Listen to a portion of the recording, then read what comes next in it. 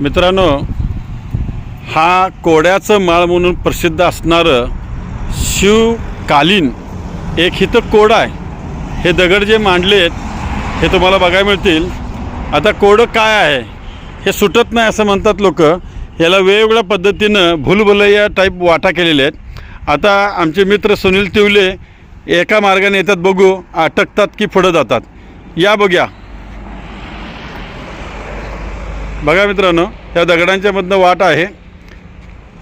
हे कवठेमंकाळ तालुक्यामध्ये बोरगाव म्हणून गाव आहे. या बोरगावमध्ये हे कोड्याचं माळ म्हणून आहे.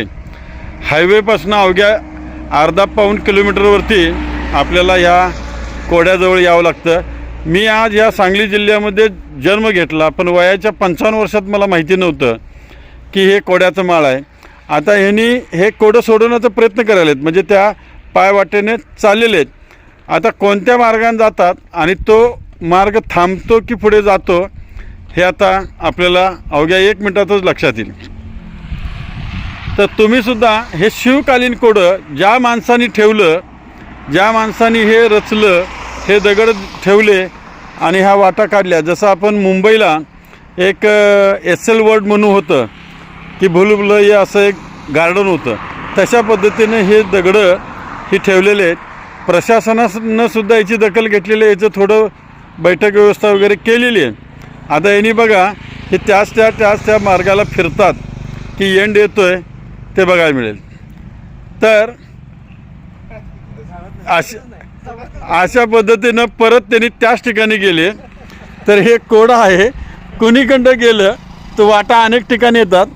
अशा या ठिकाणी 2 वाटा फुटल्यात बघा. एकंदरीत लक्षात जाईल की लेफ्टनं गेलं तर कुणीकडे जाईल, राईटनं गेलं तर कुणीकडे जाईल.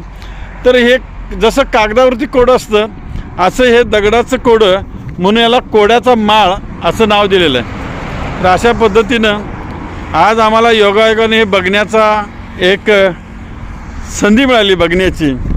त्याबद्दल आम्ही देवाचेच उपकार मानायला पाहिजेत.